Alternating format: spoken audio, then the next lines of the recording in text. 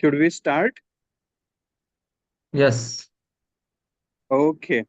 Just a second, sir. You will hear a system-generated recording sound saying that recording is in progress. Once Okay. you hear that, that means we are live. Yes, sir, you can start. Okay. Good evening, everyone. I'm Dr. Swapnil Khadke. I'm heading Critical Care Medicine Department, Fortis Hiranandani, Navi Mumbai Hospital. And here I'm as a treasurer of ISPEN Mumbai branch. This is third activity by ISPEN Mumbai branch, and overall it is 18th webinar conducted from ISPEN itself. Please put all questions in chat box and be there till the end. Please contact if any connection issue. We will solve it. Also, we have Dr. Khalid Khatib from ISPEN Pune branch. I will hand over to him and request him to put some words from Pune branch. Thank you, Dr. Swapnil.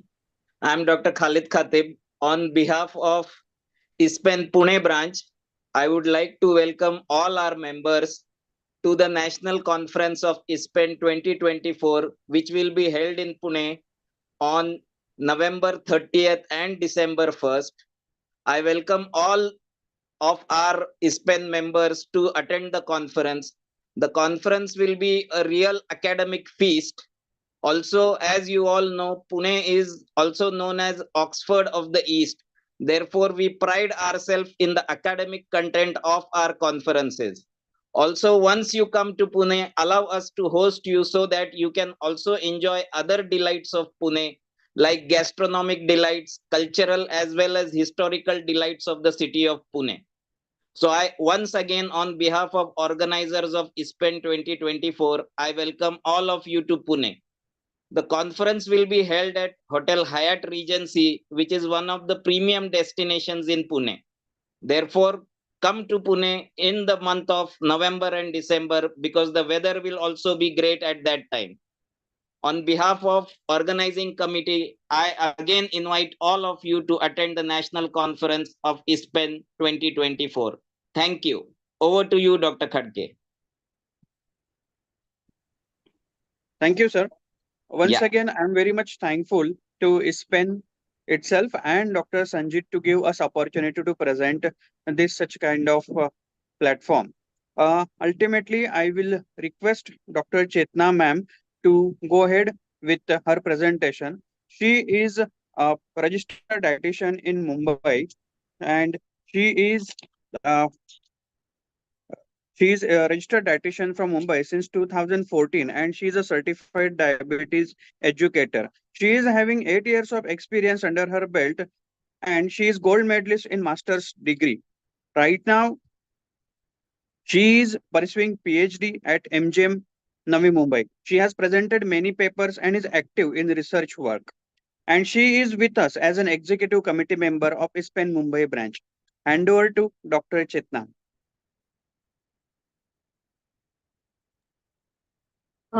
Dr. Swapnil, Yeah. thank you for your kind introduction. And good evening, everyone. Myself, Chetna. I am from Navi Mumbai. And I first of all thank ISPEN Mumbai branch for giving me an opportunity to moderate this session today. And I welcome all the participants for joining in for this academic session. I think we'll be having a great session, one of such a critical and some interesting case where we usually rare condition to see. I'll just give a brief about this short bowel syndrome, or generally called as SBS. SBS is a rare malabsorptive disorder resulting as a loss of bowel mass, mostly secondary to a surgical resection of the small intestine. Other causes also include vascular diseases, neoplasms, or inflammatory bowel disease. SBS is the leading cause of chronic intestinal insufficiency, and its estimation, that's prevalence and incidence rate, it's ranged from 5 to 10 patients per year per million population worldwide, and in India, its prevalence is estimated to 0.4 to 4.2 percentage. SBS is a difficult and multi-phase condition causing either single macronutrient absorption to complete intestinal failure. In the last 10 years, new treatment strategies have become available together with increasing experience and encouraging results in SBS, especially advances in home parenteral nutrition is seen. This highlights the crucial role of nutrition management in short bowel in increasing patients' quality of life and survival. To know more about various nutritional challenges and nutritional management strategies in this complex condition, short bowel syndrome, today we have here as speaker of the session, Dr. Jairam Nawade. Before moving on to the session, I'd like to introduce Dr. Jairam Nawade.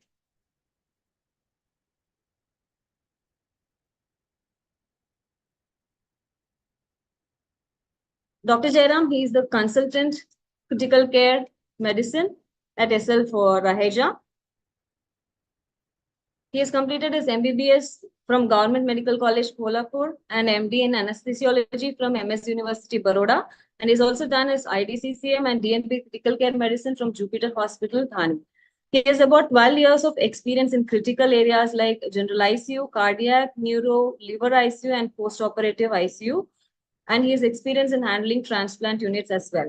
He has strong commitment to critical care and anesthesiology. He has participated in various scientific presentations at national and international conferences, and he has also invited as faculties and CMEs on various nutrition and critical care topics at even state level. He has been co-chair at the Euro Anesthesia Conference for difficult airway tips and tricks. And with special interest in teaching, he has his own YouTube channel with name Critical Catalyst. And presently, he is the chairman of ISPEN Mumbai branch. Now, further without ado, let's explore the critical nutrition role in supporting SBS patients. So let's get started. Over to you, Dr. Jairam.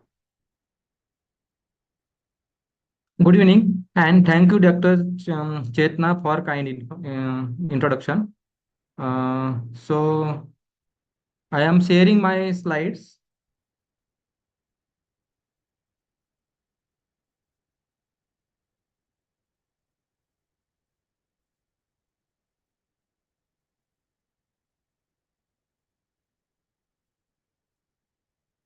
Is my slides are visible? Hello? Hello?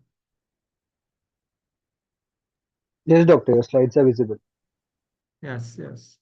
So before my starting my presentation, I am just telling some just listen to hold the presentation, and if you have any doubts, just mention in the chat box.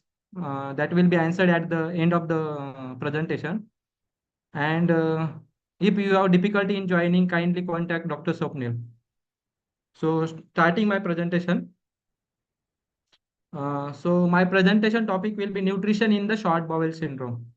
So short bowel syndrome is a clinicopathological syndrome which is generally due to the either surgical resection of the bowel, or it may be due to the malabsorption, or it may be due to the congenital anomalies in the pediatric population.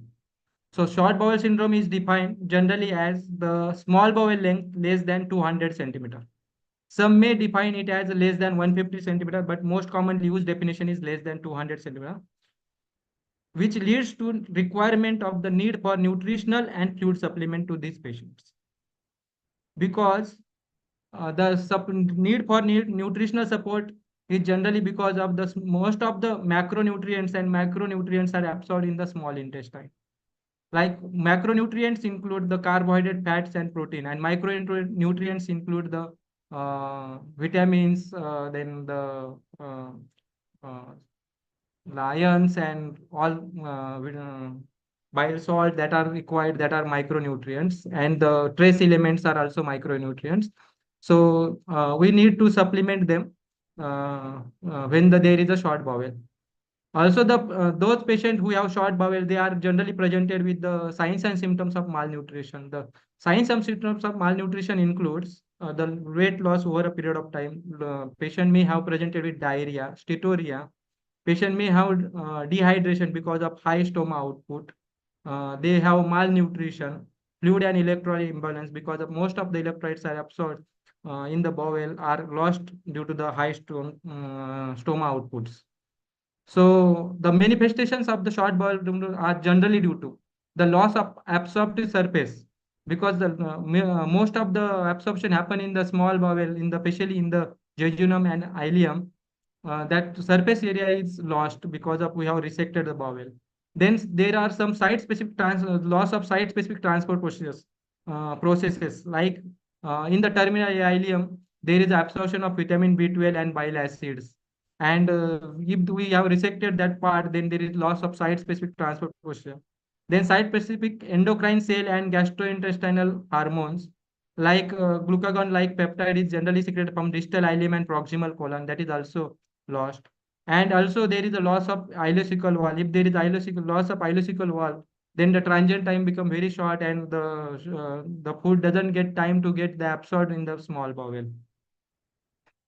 So generally, this we learn from the first year of MBBS, that the stomach generally secrete the mediators like the gastrin and ghrelin like hormone. Duodenum secrete from in the duodenum there is a cholecystokinin, secretin, then VIP and GIP.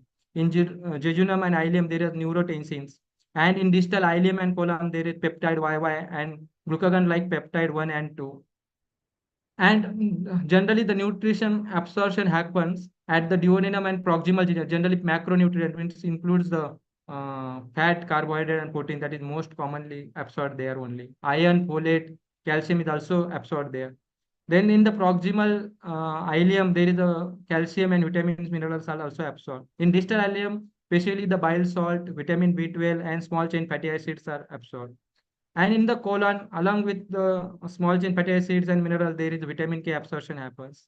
And most of the water absorption, generally GI tract has capacity to absorb almost 9 to 10 liter of the fluid. So in discussion in the short bowel syndrome, the bowel anatomy is most important. Whenever the surgeon do the surgery for the any malignancy, or if there is a malabsorption, or if there is a Crohn's disease, or in the patient needs surgery for that, then the bowel is resected, and surgeon always tell in the notes that how much bowel they have resected. So he should mention the residual bowel length, because the bowel length is vary in all the patients. It doesn't have a fixed length. It varies from 250 centimeter to 850 centimeter. So every individual have different level of small bowel length. So whenever they resect, nobody knows the how much bowel is remained inside the body. So they should measure it along the antimesenteric border from the uh, duodenojejunal junction till the ileocecal wall, or if there is a resection of the ileum and there is a jejunocolonic anastomosis, then we have to measure from the duodenojejunal flexure till the jejunocolonic anastomosis. So that is the length surgeon should mention on the paper, rather than the how much bowel they have resected. So classification of the short bowel syndrome. According to the anatomical classification, there are three groups. In group 1, there is end jejunostomy, where the entire colon and ileum is resected, and only the part of jejunum is remained, which is directly it is directly open exteriorly on the abdominal wall, and it is called end jejunostomy.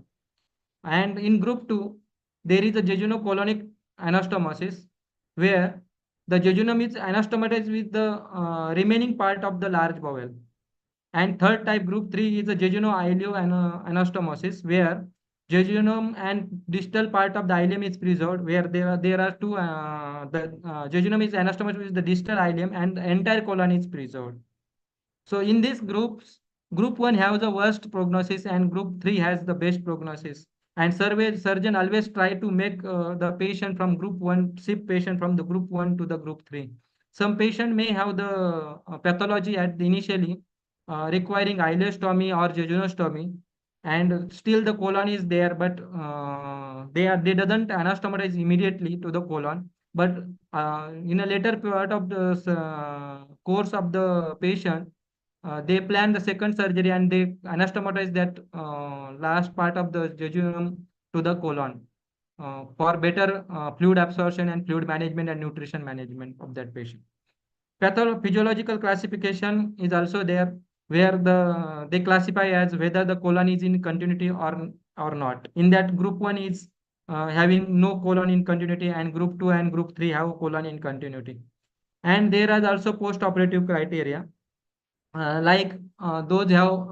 have different types of phases. In post-operative, there can be acute phase, then there can be the maintenance phase, adaptation phase, and then maintenance phase. So in a acute phase, it lasts from the 3 weeks to 4 weeks.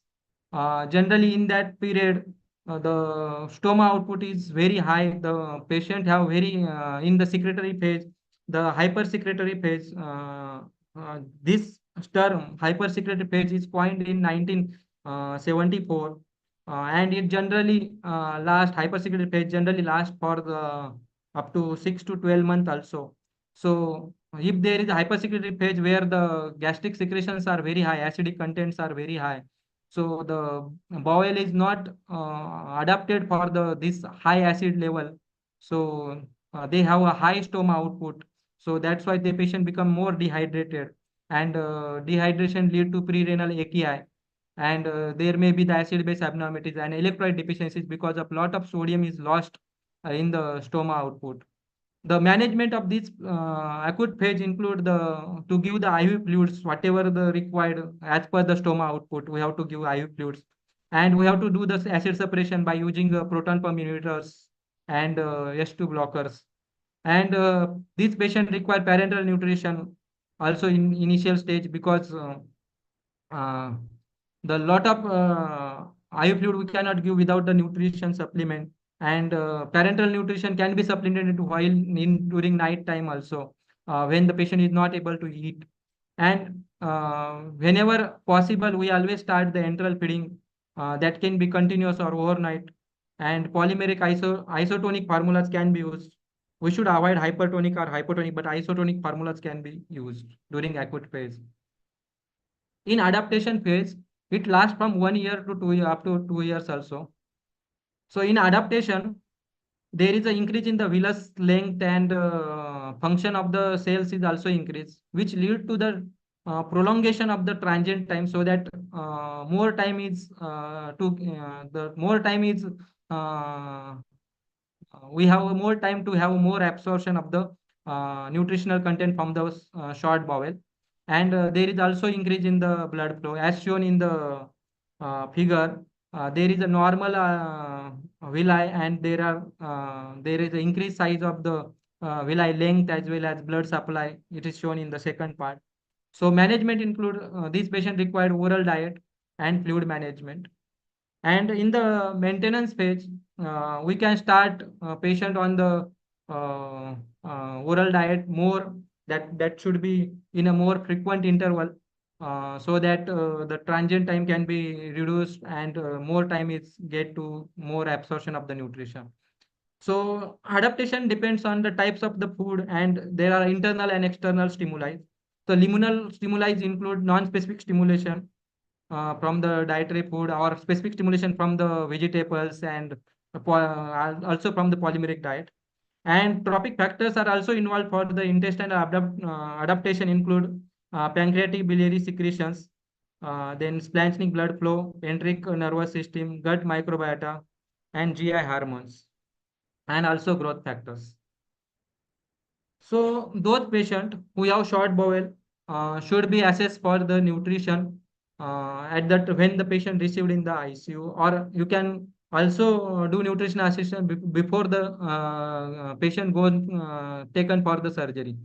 So nutrition assessment can be done with the different methods. It can be used the hand grip. It is just we have to check the hand grip of the patient, so we can find out what is the muscle strength of that patient. We can also check the bioelectric impedance analysis, so that we can find out how much is the muscle mass of that patient, how much is the fat content of that patient. We can also check the sit up and sit down test also, to find out what is his nutritional status. Also from the history, what kind of surgery he underwent, how much is the weight he lost the weight because of malignancy or malabsorption in the last few weeks. Then also the previous medication history also important, as well as the history of comorbidities is also important. Then patient should be examined for the dehydration. So how we will check these patient are dehydrated or not? So if the patient is dehydrated, the urine output suddenly drops to less than 1 liter. So those patients to have adequately hydrated, we should ensure that the urine output should be continuously greater than 1 liter per day, and urinary sodium should be greater than 20 milliequivalent per liter. We also examine for the micronutrient deficiency and also do the abdominal examination of such patient. So laboratory investigations. So we generally do the nutritional parameters during the initial phase, and which includes all the electrolyte, then vitamins levels, then the liver function test, kidney function test at regular interval. And in later date during the add also vitamin B12 level and the vitamin D level can be we check in the initial period. And over a long term, there may be the bone mineral density we check every 2 to 3 hourly. At the time of during before discharge, we do that, and we repeat every 2 to 3 hourly. So, what diet should we prescribe to such a patient? So, generally, it is said that we always use the hyperphagic diet. So, what is meant by hyperphagic? Hyperphagic diet is we have to give the intake of at least 50% above the estimated need. Let's see if a requirement of the some patient have only 1,000 kilocalorie per day. So, we should provide them the 1,500 kilocalorie per day. So, how can it be possible to the patient who have high stoma output and you are giving more and more diet to the orally, so it will be more difficult. So you have to divide that higher calorie diet over a period in a 6 to 8 diet or 5 to 6 meals, so that the transient time can be increased and patient have more absorption of that food and stoma output will be reduced. Those patients with short bowel syndrome and colon incontinuity, we have to use high carbohydrate diet and low fat diet, and also with the low oxalate diet. Low oxalate diet contain the peanuts. Oxalate diet is very high in the peanut and baked beans, so we should avoid these meals. So this is because the if the fat content is high, when the fat is moved into the colon, it combined with the sugar and it increases the absorption of the oxalate from the colon, and which lead to the oxaluria, and which causes the uh, uh, hello wait for hello sorry uh, uh, Yes. So when the fat is moved into the colon, it combined with the sugar and it increases the oxalate absorption, and which causes oxaluria and which lead to the oxalate stone formation. So those patients who have the colon incontinent, we should avoid the high fat content and we use the high carbohydrate. Uh, in the patient with angiogenostomy, there is no benefit from the fat restriction. And in such a patient, we can add enteral nutrition, that is tube feeding, in addition to the oral feeding to wean the patient from the parenteral nutrition. So in group 1 of the short bowel syndrome, as we have discussed, that means the jejunum is directly, that is angiogenestomy. These patients are net secretor because of there is a hyper secretion of the acids from the stomach. So they have a lot of stoma output. So we have to maintain them hydrated and maintain the urine output more than 1 liter per day. We have to also limit the sodium in the diet, so that we have to limit the low sodium containing foods like the water, tea and coffee, which are hypotonic, and also hypertonic solutions like juice and sodas. Generally, we see the surgeon will always start nariyal, coconut water and the juices in initial days of the surgeries. So we should avoid that because it leads to the increase in the stoma output, because these are net secretors patient, and anything which increases the secretions found the bowel, you should avoid that.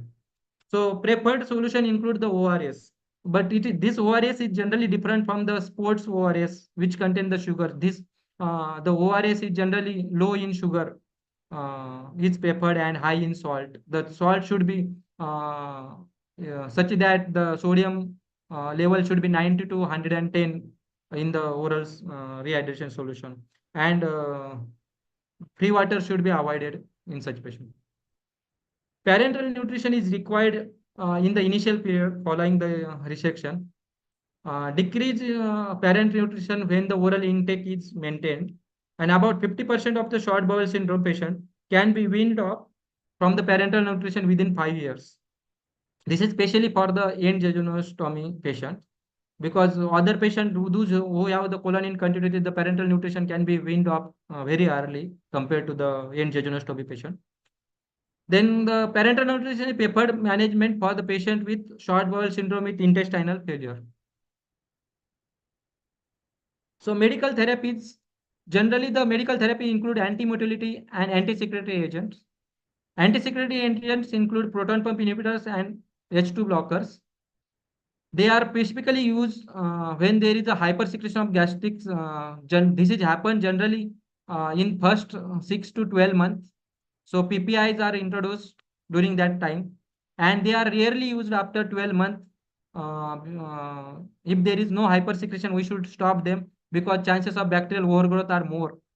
But even if we can give the proton pump inhibitor after 12 months also, if there is no evidence of bacterial overgrowth.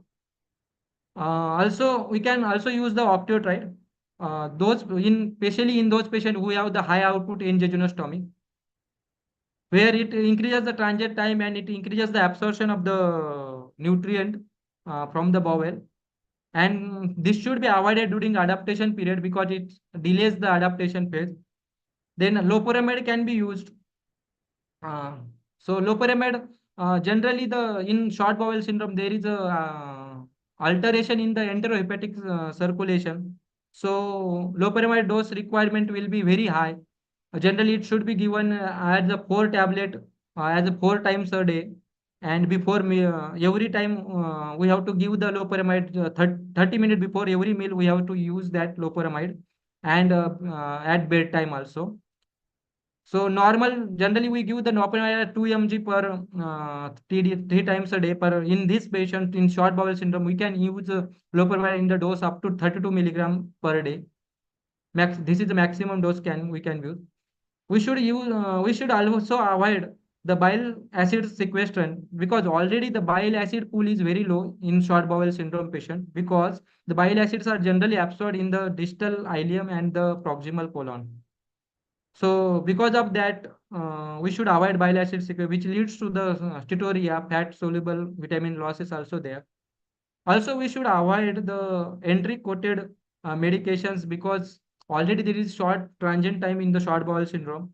So if the entry coated medicines if we are giving, then they will not be released the active formulation from that, and there is no time to absorption. Also, sustained release and delayed release preparations are also avoided.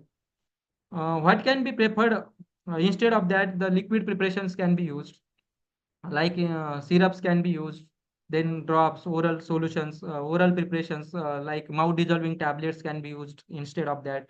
Or we can use if the patient have distal colon but not anastomosis with the proximal colon, we can give per rectal suppositories, per rectal medications, tablets can be given in such patients.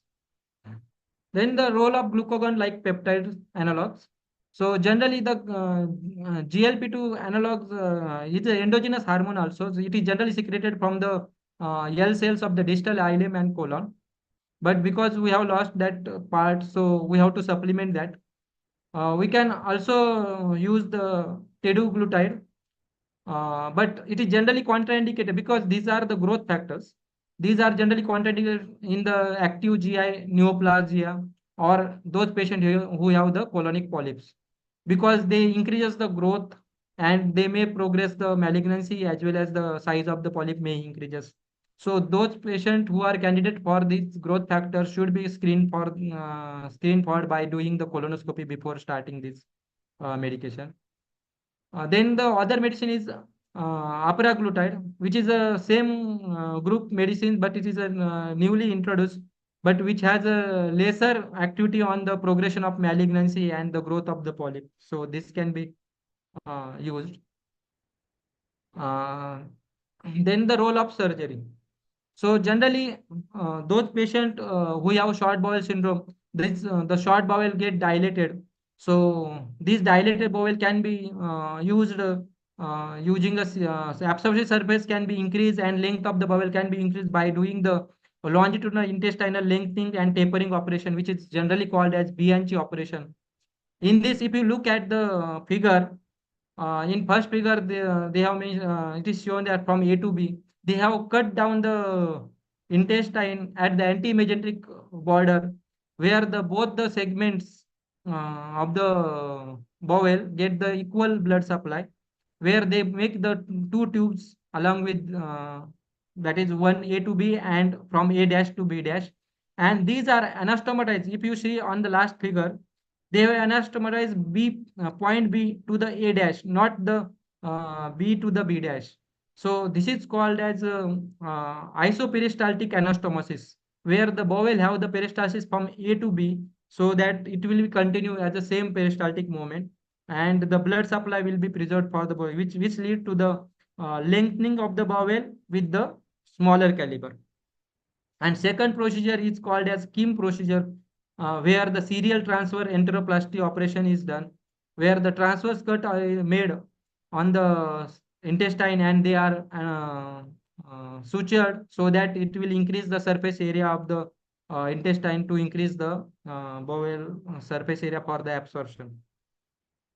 So these are my references. Thank you.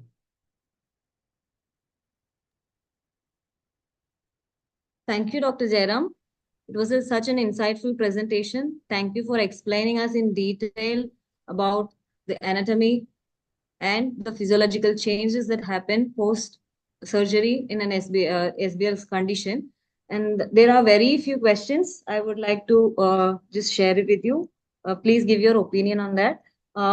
What is the importance of knowing, as you said, you should be knowing about the preserved bowel length post surgery, and why is it important in knowing that?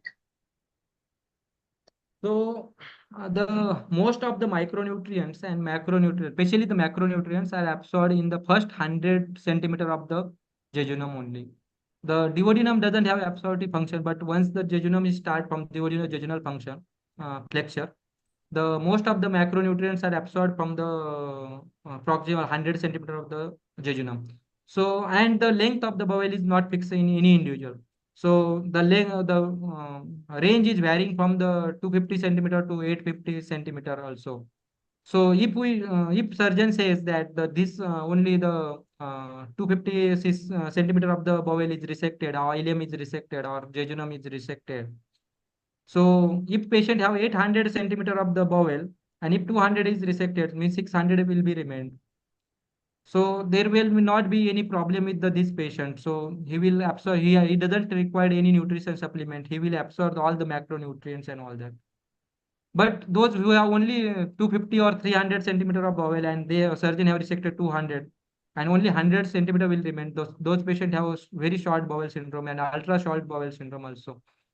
So how can we know that it is only the method to know this whether there is a short bowel segment or there is a long bowel segment is during intraop only.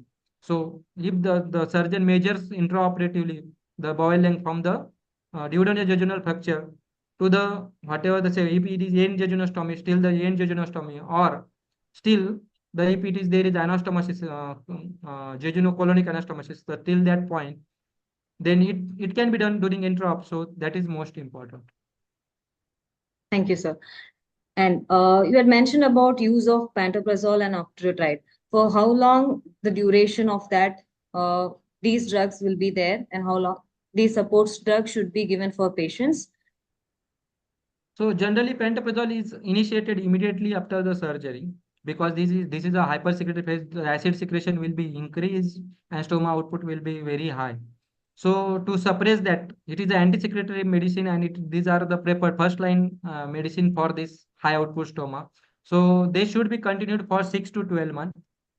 But you can continue later on also. It is not there. They are saying that it is contraindicated after that also, but they are saying you use very sparingly or very rarely after that. If it is required, then only you use. Till that time, the patient get adapted to the high acid content in the bowel, and there is adaptation phase also. But if we continue without the role of the anti-secretory uh, mechanism, then it will lead to the bacterial overgrowth. So you should avoid after 1 year. Okay. Thank you for your clarification of these most important things that we should be noting down. Sir, if possible, if you could explain any of or your case that you had handled, your experience in handling such SPS cases, that will be helpful for us. So recently we have a patient who was operated for the CA colon. They have done the uh, right sided hemicolectomy, and they have anastomatized the ileum to the colon. So ileocolonic anastomosis they have done. But after immediately in the post-op period, the patient developed abdominal distension. There was adhesions. There is a obstruction. So patient taken again for the exploration, and patient underwent resection of small bowel also small part, and they have taken this as a ileostomy. They have make the ileostomy, and they have uh, cut down the colon. Their remaining colon they have just tied it, and the later patient improved, and patient discharged with the normal food, and because he was taking regular food. But later when he went to home, he stayed for 1 month at home, and later just because he have taken some gulab jamun because it contained high sugar, so because of that high osmolar load in the small intestine, he started increase in the uh, stoma output. He have a stoma output up to 4 liter. If the patient has a stoma output more than 1 to 1.5 liter, then it is these patients are very likely to have a dehydration and AKI. So this patient also have the decrease in urine output. He have very concentrated urine, only less than 400 urine output was there. Stoma output or more than 4 liter. So immediately we have called that patient into the ICU. We have immediately stopped the all oral medicines. We have given boluses of fluid. We have screened for IVC and all, and we have put the Foley's catheter. We have monitored for the urine output and given IV fluids initially, and then we have started introducing one by one food. Initially, we have given only proteins, and we have checked for stoma output. Then we have introduced baked foods like vegetables. We have introduced. Then we have added anything. We have added pantoprazole. We have added the octreotide also. We can use the long-acting octreotide in this patient. We generally use the subcutaneous octreotide for other indications, but in this indication, we generally use the intramuscular octreotide, which is 30 mg, which is little costly also, but which is available at a brand of Sandostatin LAR, long-acting release medicine, which is given intramuscularly. So we have given that also, and we always check whenever we introduce new food on that day. We always check how much is the stoma output on that day. Even sometime we introduce some protein powder, and once he takes in next 2 hours, how much is the urine output? So, how much is the stoma output? And once if there is a stoma output is high, we always replace with the extra water. That should be given 30 minutes before any food, or if we have given the food and the immediate stoma output is very high, so we have to supplement the oral liquids. That should be taken with the not the free water only. That should be taken with the pinch of salt, so that it is not the hypotonic solution. So sodium content will be much more in the that water, and that should be given 30 minutes after the that food. If we give before the it will just decrease the transit time, and it will cause more malabsorption. Thank you, So sir. later on, with that, the patient improved and we have gradually improved and we have discharged them. Thank you for sharing your experience in handling SBS case. Just if you could highlight on ideal fluid intake for this patient, rather water intake for this patient, patients with SBS. So those patients who are not able to take water orally because of high stomach output, we can give the extra fluid to the IV. So what if there is a if we are giving the orally anything and stomach output increases, we always replace that with the IV fluids. So if the stomach output is 400, we can give 500 ml of the IV fluid saline injectable. Thank you, sir. I think there is one question, one more last question. Calculation of dietary protein requirements in stage 3 SBS patients, and how should we give it? Sir, if you want me to answer for this. Okay. Yeah. So, Diet. Yes, sir. so dietary protein, we generally give the 1.5 gram per kg protein. So that should be divided in the multiple forms. It is not given in the single form. We should always divide in the different proteins and different foods item. And you also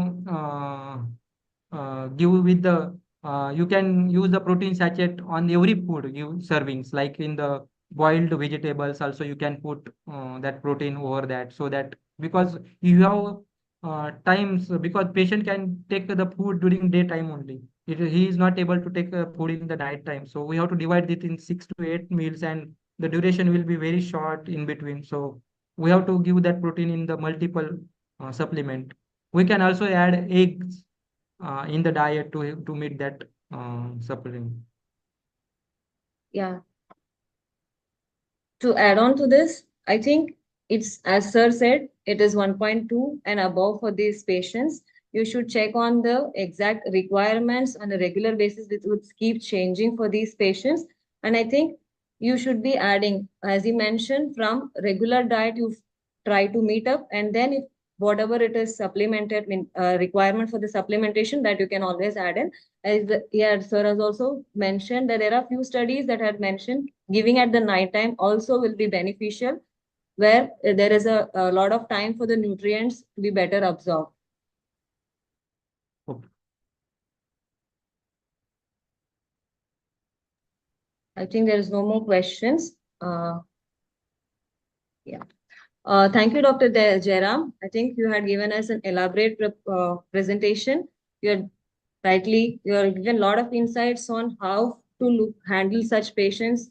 Usually, dietitians generally tend to miss out on looking for the surgical notes and all that. And I think in this case, you have highlighted what is most critical to look first and the foremost thing to look after in handling the nutrition support for patients with SBS. And you've even mentioned about how to progress to different kinds of diets at different stages also. Thank you, Dr. Jairam, once again for such an insightful presentation. Before we wrap up, I would like to give the take-home message from this session. I think first and the foremost thing we'll have to look for is each and every SBS case will be different, and there needs an individualistic approach for providing nutrition support for these patients. Most important thing, we'll have to know the surgical part of it, that is how much of the residual intestine is or the residual bowel is available for understanding what kind of nutrition support the patient needs. And there will be a regular monitoring of their intake output, hydration status, including the stoma output, that is very, very essential, and careful monitoring of all these things, along with keeping a watch on dehydration signs and symptoms, and also the nutritional status, deficiency signs and symptoms. And there should be continuous nutritional management, assessment and reassessment for these patients, which is as they require for a long term, they will require either PN support also. So it will be on a continuous and long term nutrition support will be needed. And there is, as you said, as you are highlighted on this, multidisciplinary approach is very, very essential for giving better nutritional support and better quality of life for such patients. I hope this learning will be also beneficial and participants could also take away messages, and participants also can be using it in their clinical practice as well. Thank you, Dr. Jairam. Ma'am, before wrapping up, there are a few announcements regarding upcoming events. So tentatively, on 29th of July, topic will be fibers in nutrition important or not. That will be presented by Dr. Akhilesh Tandekar. Other than that, in upcoming September, Fortis SL Raheja will host an event on nutrition in neurocritical care by SNCC, that is Society of Neurocritical Care. Please take note and take benefit with maximum attendance. I am requesting all participants. Also, one more thing, on 29th of September, Fortis SL Raheja will host one workshop on diabetic food nutrition, which will have limited seats. Please do note it is have limited seats for interested colleagues. That's all. Hand over to Chetna ma'am. Thank you, Dr. Swapnil. I would like to thank ISPEN Mumbai chapter and Dr. Sanjeev for giving me an opportunity to host this session. It was really an interesting and learning session for me also, and I think participants will also feel the same. Thank you, and many more learning sessions to come. We would request the participants to keep in touch with us, and we'll keep posted about the further academic sessions also. Any other queries, you can just write to us. That will be addressed through email.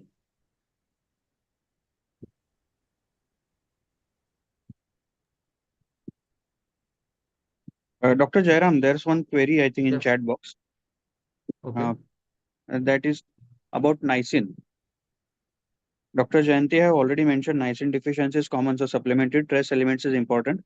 And Sapna ma'am has asked niacin, how long will give it to patients, sir?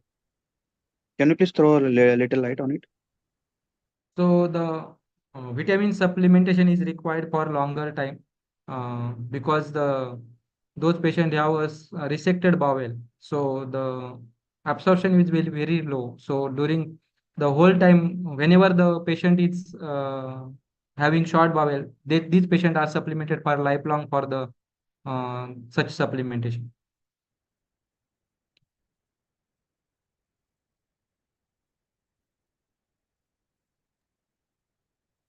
Okay. I if- think that would be our last question. Yes, that was the And, last question.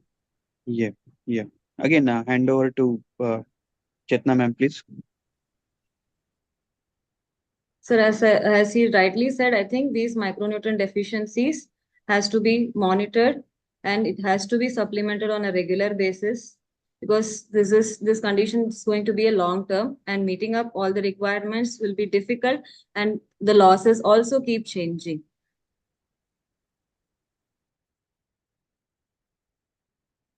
So thank you, Spain, for giving me opportunity for the as a speaker uh, on the nutrition in short bowel syndrome. And also especially thank to the Dr. Sanjit sir, who have given this topic to me also. So thank you.